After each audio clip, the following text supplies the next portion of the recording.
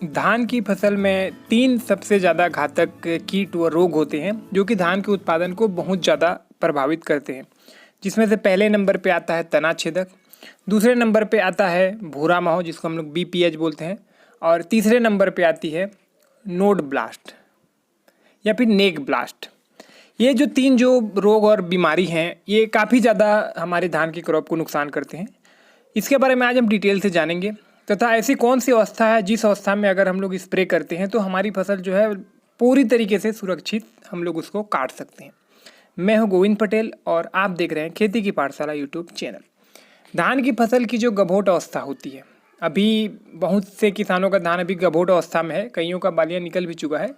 तो गभोट अवस्था एक ऐसी इकोनॉमिक अवस्था होती है, अगर हम लोग इस समय अगर इसकी रक्षा करते हैं तो हमारी जो धान की फसल में तना छेदक, बीपीएच और नेक ब्लास्ट तीनों से हम निजात पा सकते हैं। सबसे पहले हम लोग बात करते हैं नेक ब्लास्ट की।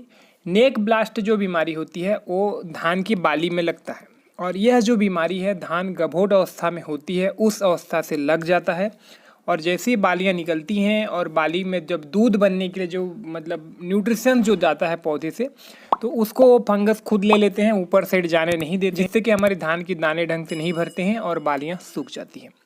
दूसरे नंबर पे आती है तना छेदक। तना छेदक का अटैक दिखता तब है जब कीट काट के 15 दिन लगभग हो चुके हुए रहते हैं। कहने का मतलब तना छेदक का अटैक जब हमको दिखता है तब तो काफ़ी देर हो चुका रहता है। गभोट अवस्था एक ऐसी अवस्था होती है जिसमें अगर हम लोग तना छेदक के लिए अच्छा सा कीटनाशक का स्प्रे करते हैं तो हमारी जो क्रॉप होती है उसमें तना छेदक से हम पूरी तरीके से निजात पा सकते हैं, और हमारी जो धान की फसल है उसमें कोई सफ़ेद बाली नहीं निकलेगी।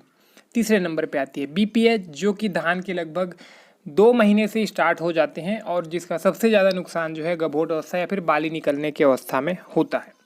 तो आज हम तीनों को कंट्रोल करने के बारे में चर्चा करेंगे।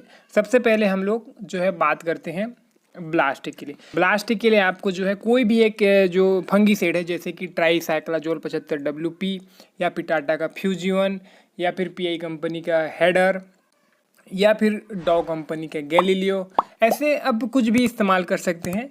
सबसे सस्ते की मैं अगर बात करूं तो ट्राईसाइक्लाजोल पड़ता है, उसके बाद फ्यूजिवन पड़ता है। फ्यूजिवन काफ़ी अच्छा मेरे को लगता है।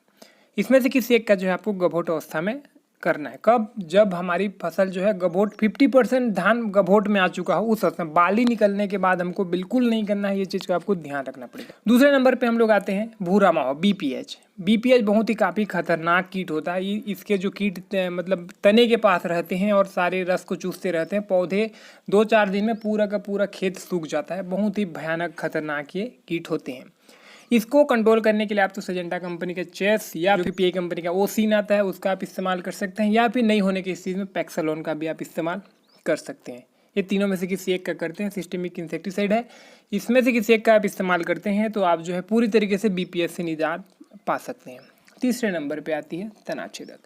तना छेदक कीट के लिए जो कि गभोट अवस्था है, इस अवस्था में आप इमामेक्टिन बेंजोएट हुआ या फिर चाहे तो आप कोराजन भी इस्तेमाल कर सकते हैं। तो इस तरीके से एक सिस्टमिक इंसेक्टिसाइड का अगर आप इस्तेमाल करते हैं तना छेदक के लिए तो पूरी तरीके से तना छेदक से भी आप निजात पा सकते हैं।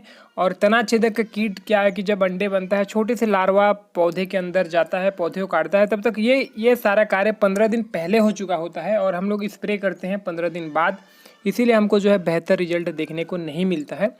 तो इस तरीके से जो है तीनों जो इंसेक्टिसाइड है इसका अगर आप एक बार स्प्रे करते हैं आपकी धान की फसल में गभोट अवस्था में तो तीनों बीमारी से आप पूरी तरीके से निजात पा सकते हैं और आपकी धान की जो फसल है काफ़ी अच्छा उत्पादन आप ले सकते हैं। तो फिलहाल आज की वीडियो में बस इतना ही। वीडियो से संबंधित कुछ भी आपके सवाल है सुझाव तो प्लीज़ आप नीचे में कमेंट करें। वीडियो अच्छा लगा तो लाइक करके चैनल को भी सब्सक्राइब जरूर करेगा। तो फिलहाल वीडियो को देखने के लिए आपको बहुत बहुत धन्यवाद। जय भारत, जय हिंद।